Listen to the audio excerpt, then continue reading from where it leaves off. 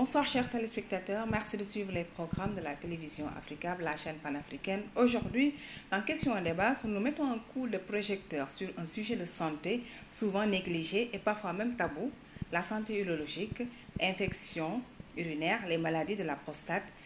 Ces maladies touchent des millions de personnes, hommes et femmes, jeunes et moins jeunes. Pourtant, peu osent en parler. Pour mieux comprendre ces enjeux de santé publique, nous recevons spécialiste de l'eau, Dr Babacar Diaw, urologue, professeur d'université et praticien hospitalier. Il répondra sans détour à nos questions pour nous aider à mieux comprendre notre corps, à briser les tabous et à adopter les bons réflexes pour prévenir plutôt que guérir. Bonsoir, professeur. Bonsoir. Merci d'avoir accepté notre invitation. Merci. Alors, professeur, pour commencer, est-ce que vous pouvez nous présenter à l'endroit de nos téléspectateurs de la diaspora? Merci beaucoup. Je suis le professeur Babacar Diaw, je suis professeur titulaire des universités, actuellement chef du département de chirurgie et spécialité chirurgicale à l'université Cheikh Anta Diop de Dakar et directeur de l'hôpital militaire de Ouakam. D'accord.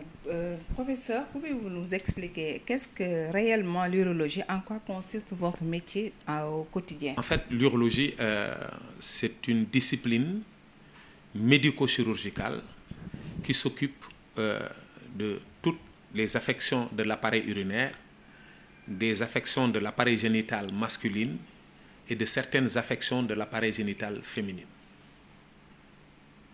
D'accord. Beaucoup pensent que l'urologue ne s'occupe que des hommes. Est-ce vrai? Bon, je viens tout de suite de vous parler de ce que c'est l'urologie. Vous savez, les voies urinaires, par exemple, je pense que les femmes ont des voies urinaires. Donc l'urologie ne s'occupe pas que des hommes. L'urologie touche, prend en charge toutes les affections des voies urinaires, que ce soit chez la femme ou bien chez l'homme. Et je vous ai dit, prend en charge la totalité des affections des voies génitales masculines et certaines affections génitales féminines. Voilà. Parce que pour le reste des affections génitales féminines, ce sont les gynécologues qui s'en occupent.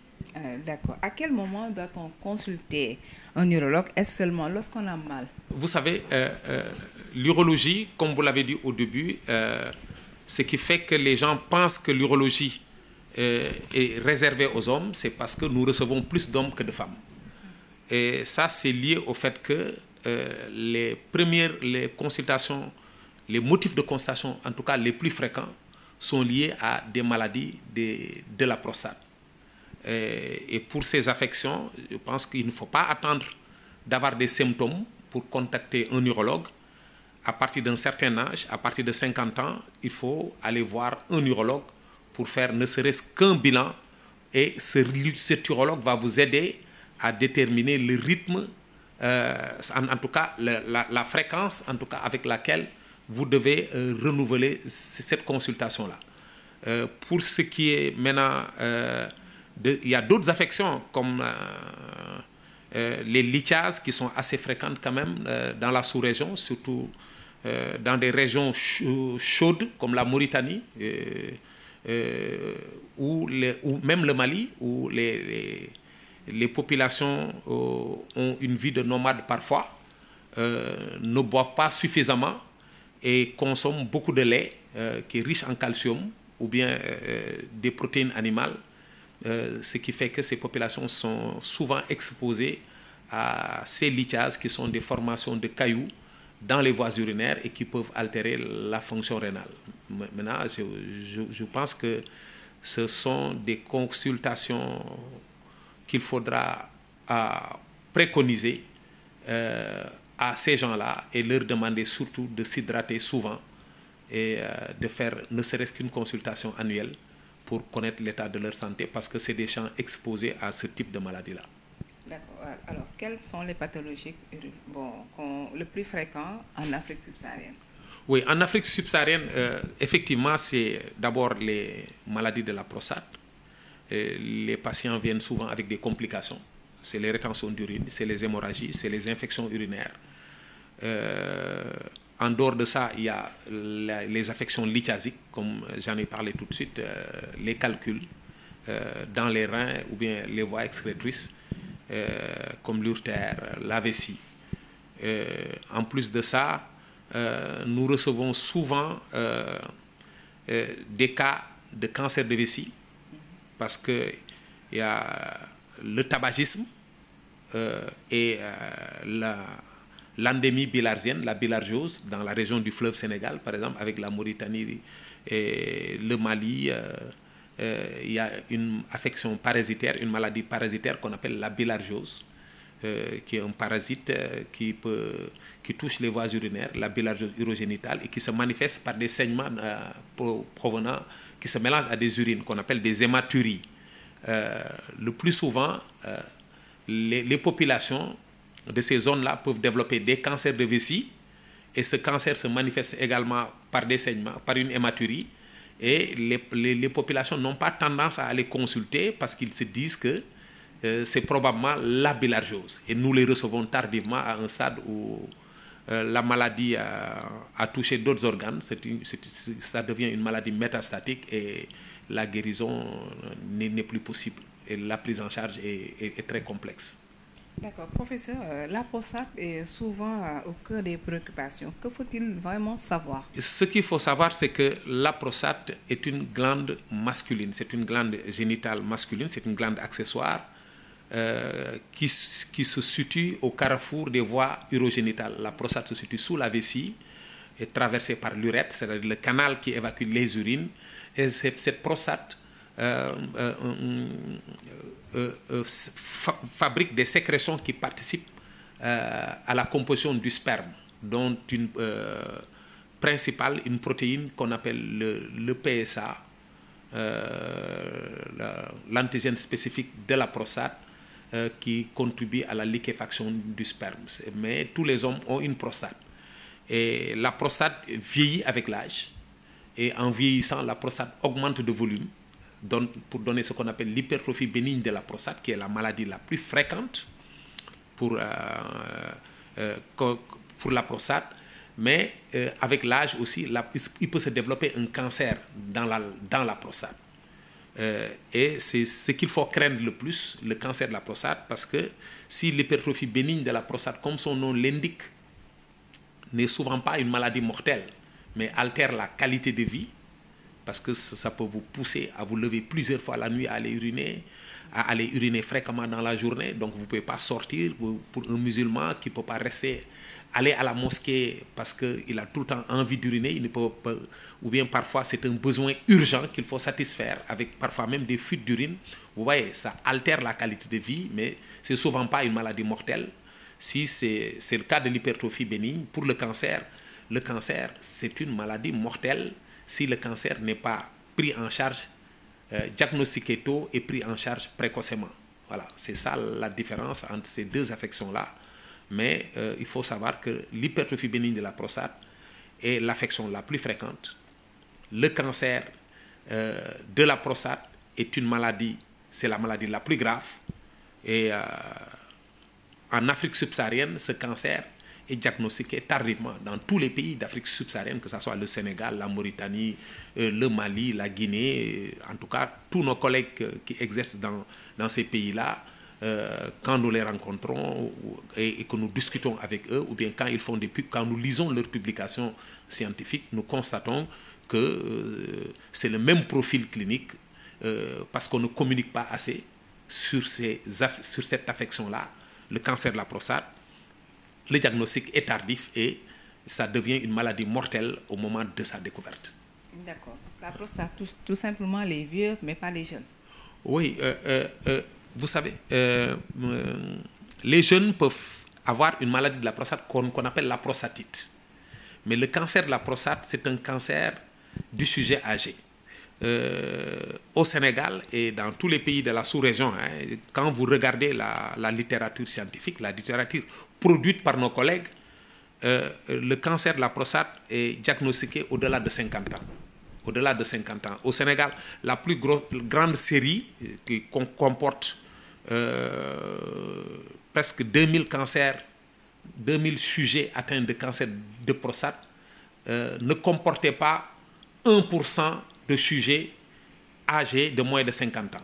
vous voyez, si je me rappelle, c'était 0,9% les sujets âgés de moins de 50 ans au Sénégal qui avaient eu un cancer de la prostate. Donc vous voyez que ça devient un cancer du sujet, une maladie du sujet âgé. Alors, professeur, qu'en est-il des infections urinaires? Pourquoi reviennent-elles souvent chez certaines personnes, notamment les femmes? Oui, vous savez, les infections urinaires chez les femmes sont expliquées par l'anatomie de la femme. L'urètre de la femme fait 4 cm. Donc, les germes qui colonisent le méa urétral, au bout de 3 heures de temps, peuvent atteindre la vessie. Ce qui fait que, le plus souvent, les femmes jeunes en période d'activité génitale, certaines femmes font des infections urinaires après chaque rapport sexuel. C'est ce qu'on appelle les cystites postcoïtales. C'est pourquoi nous le recommandons le plus souvent. Nous leur disons il faut aller uriner après chaque rapport sexuel. Il faut s'hydrater suffisamment pour aller uriner, pour éviter que les germes n'atteignent la vessie pour développer ce qu'on appelle une cystite. Chez les femmes ménopausées, qu'est-ce qui se passe? Il y a une atrophie de la muqueuse vaginale parce qu'il n'y a plus de sécrétion hormonale. Ça entraîne un raccourcissement de l'urètre. Je vous disais déjà que l'urètre de la femme faisait 4 cm. Chez la femme ménopausée, cet urètre va être plus court, favorisant en tout cas les infections urinaires. Et c'est des femmes qui peuvent faire ce qu'on appelle des cystites récidivantes, la maladie récidive, et il faut comprendre qu'il faut s'hydrater régulièrement. Il faut aller vider la vessie aussi régulièrement. Nous leur recommandons d'aller vider la vessie au moins toutes les 3 heures, de ne pas garder les urines pendant longtemps. Et surtout, dans les zones chaudes, de ne pas porter des vêtements en nylon. Et surtout, d'encourager ce qu'on appelle une acidification des urines. Nous recommandons de prendre de la vitamine C, un comprimé de vitamine C le matin après le petit déjeuner.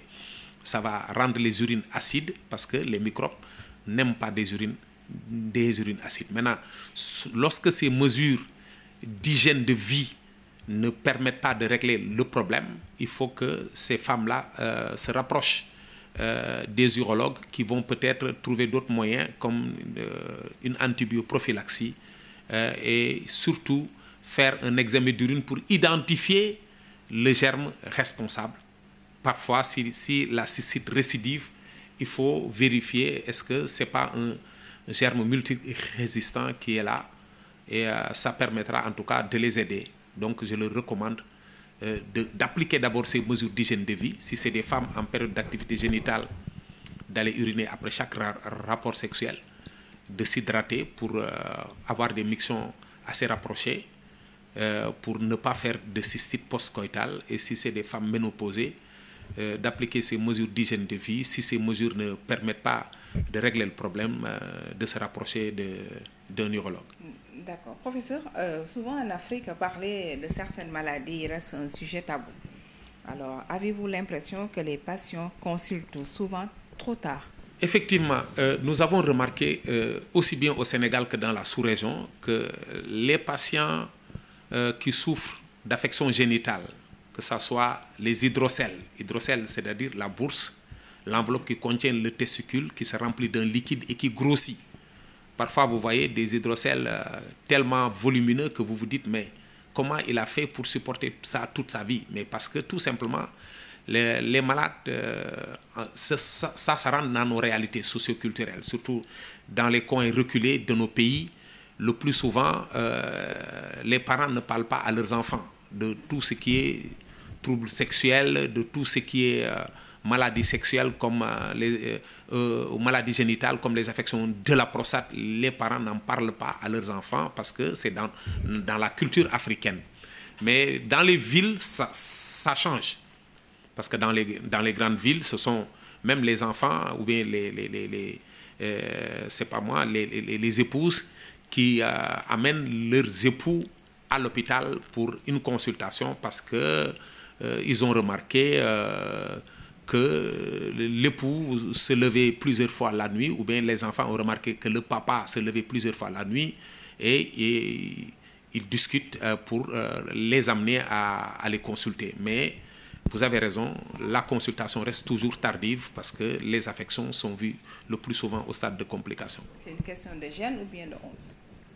Oui, je pense que c'est des sujets tabous qu'il faudra essayer de mieux communiquer, de mieux sensibiliser les populations sur ces sujets-là. Je pense qu'actuellement, avec les nouvelles technologies et tout, je pense que si les infirmiers, chefs de poste qui sont dans les coins les plus reculés, les médecins de district, les médecins chefs de district, peuvent organiser des séances de communication avec les chefs de village, je pense que ça pourra permettre quand même de lever ce tabou-là.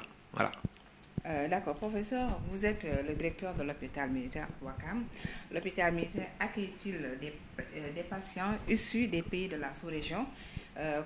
Comment cette coopération médicale s'organise-t-elle? Effectivement, nous recevons des patients venant de la sous-région, venant de la Mauritanie, de la Guinée, du Mali. Et je pense que ça, ce n'est pas parce que nous sommes hôpital militaire. Je pense que le Sénégal reçoit beaucoup de patients de la sous-région et ça date de longtemps. Et le Sénégal continue à contribuer dans la formation médicale de beaucoup de collègues de la sous-région, notamment soit pour leur spécialisation dans les différentes spécialités médico-chirurgicales, soit pour la formation initiale. Je pense que en tant que aussi bien dans le civil que dans le cadre militaire. Moi, j'ai eu la chance d'avoir été directeur de l'école militaire de santé. L'école militaire de santé reçoit beaucoup d'élèves de pays de la sous-région et même des pays d'Afrique de l'Est et d'Afrique centrale. Je pense que ça date de longtemps et que certes, il y a de plus en plus une réduction de ce que j'appelle le tourisme médical, mais pour certaines affections, notamment le cancer de la prostate, la prise en charge des maladies lithiasiques, qui sont des maladies parfois qui touchent les reins, nous recevons beaucoup de patients de la sous-région. Nous recevons beaucoup de malades de la sous-région, certes, mais c'est parce que nous avons mis en place un environnement attractif qui permet non seulement de garder les cerveaux, de garder nos jeunes qui sont brillants sur qui nous investissons pour la formation continue. Nous leur permettons quand même d'aller faire des sous-spécialités pour être au diapason de ce qui se passe dans la médecine de pointe, mais surtout nous investissons dans les équipements et dans l'infrastructure. Je pense que l'hôpital militaire de Ouakam actuellement dispose d'équipements d'un standard international dans tous les domaines, en ophtalmologie, en urologie, en chirurgie viscérale, en gynécologie. Je pense que un Sénégalais n'a pas besoin de voyager pour se faire prendre en charge. Et il est plus facile aux patients de la sous-région de se déplacer, de venir à Dakar, parce que venir à Dakar, vous n'avez pas besoin de visa, et vous êtes dans un environnement socio-culturel qui est similaire au vôtre, et vous serez pris en charge dans de meilleures conditions que lorsque vous partez dans un pays où peut-être que vous n'allez pas vous retrouver sur le plan culturel et où il y aura des barrières de communication. Vous savez, la médecine, la pratique médicale nécessite une bonne communication parce que tout se fait avec le consentement libre et éclairé du patient. Quand le patient ne peut pas communiquer avec son praticien, la prise en charge devient complexe. Voilà, peut-être qu'il peut quitter, mais il ne sera pas satisfait. C'est ce qui même est à l'origine de ce qu'on appelle le nomadisme médical. La plupart des malades, ils vous disent, moi j'ai été voir des médecins, mais ils ne m'ont jamais écouté, ou ils ne m'ont jamais compris, ou bien je ne me sentais pas à l'aise là-bas parce que nous n'avons pas les mêmes réalités socioculturelles. C'est des choses à prendre en compte dans la prise en charge médicale. D'accord. Professeur, la santé peut être un levier de diplomatie entre armées de la sous-région, hôpital militaire. Joue-t-elle un rôle dans cette dynamique? Je pense que dans le cadre de la coopération entre les pays, le Sénégal reçoit, comme je vous l'ai dit, beaucoup d'élèves dans le cadre médical, beaucoup d'élèves pour la formation initiale à l'école militaire de santé des pays de la sous-région. Ça, c'est dans le cadre de la diplomatie, bien sûr. Et même à l'école d'application du service de santé des armées, pour la formation continue, le Sénégal ouvre des postes d'assistants militaires pour certains pays de la sous-région. Et je pense que cette année, nous avons organisé le premier concours d'agrégation militaire au Sénégal. Et je pense que le Sénégal va permettre aux autres pays de la sous-région de pouvoir envoyer leurs médecins militaires pour cette voie de promotion académique réservée à l'armée. D'accord, juste une dernière question. Aujourd'hui, un hôpital géré par des militaires et les hôpitaux gérés par les civils, qu'est-ce que l'armée peut-elle apporter à sa nation? Oui, vous savez, les hôpitaux militaires contribuent beaucoup à la mission de service public. Certes, nous avons des spécificités. C'est que nous avons des hôpitaux militaires qui ont une vocation à soutenir les forces, à prendre en charge les militaires, les membres de leur famille, ainsi que le personnel civil des armées. Mais nous devons contribuer à la mission de service public. Si vous venez dans cet hôpital, 90% des patients qui fréquentent cet hôpital sont des civils. Et ça, je pense que les patients viennent ici parce qu'ils se disent qu'il y a la rigueur militaire, il n'y a pas de grève, il ne peut pas y avoir de grève dans un hôpital militaire. Et il est plus facile de travailler, de manager un hôpital militaire en tant que militaire parce que le règlement est connu de tous et la décentralisation du commandement facilite en tout cas au directeur l'exécution de sa mission. Voilà, je pense que c'est ce qui fait la différence entre un hôpital militaire et un hôpital civil, c'est la disponibilité du personnel et l'engagement du personnel. Un militaire au Sénégal, c'est un engagé volontaire. Personne ne l'a obligé à intégrer les armées, puisque c'est un engagé volontaire. Je pense que c'est parce qu'il aime l'armée qu'il intègre cette institution militaire-là. Donc, sa nation peut attendre de lui un engagement et un service de qualité pour ces populations. D'accord. Juste un message à l'endroit de nos téléspectateurs de la diaspora. Ce que j'ai à dire aux téléspectateurs de la diaspora, c'est qu'ils doivent en tout cas continuer de faire confiance à ce qui se passe dans leur pays respectifs.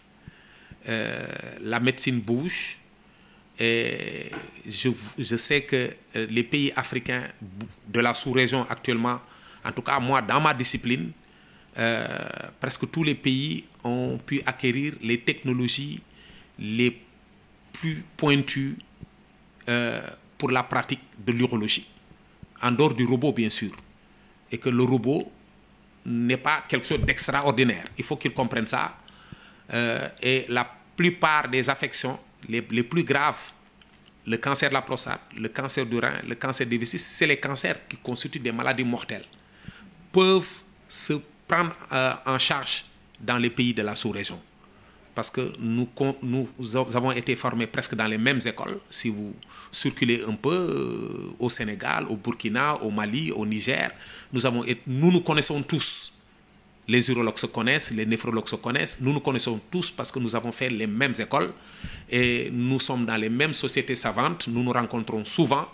Et je pense que ça doit tranquilliser nos parents de la diaspora. Ils ont laissé derrière eux leurs parents et il faut qu'ils comprennent que leurs parents sont dans d'excellentes conditions. S'ils peuvent appuyer les structures sanitaires de leur pays, c'est une bonne chose, mais il ne faut pas penser qu'en Occident, il y a le robot que les Africains font mieux que ce qu'on fait font moins que ce qu'on fait en Occident. Le robot, j'en parle toujours, ne fait pas mieux que la chirurgie ouverte. Jusqu'à présent, il n'y a aucune étude scientifique qui a démontré dans le monde que si vous avez un cancer, si vous êtes opéré de la prostate, si vous êtes opéré avec le robot, vous avez plus de chances de survie que quelqu'un qui a été opéré avec la chirurgie ouverte. Mais il faut reconnaître que si vous êtes opéré avec le robot, vous restez moins de temps à l'hôpital, vous consommez moins d'antidouleurs, moins d'antalgiques, mais au finish, c'est le même résultat. Et ce résultat, on peut l'obtenir en Afrique. Voilà. D'accord. Merci, professeur. Merci beaucoup. Chers panafricains, vous remercie de votre disponibilité. Chers téléspectateurs, merci d'avoir suivi votre émission, ces questions à débattre. Je vous donne rendez-vous prochainement avec une autre personnalité. Merci et bonsoir.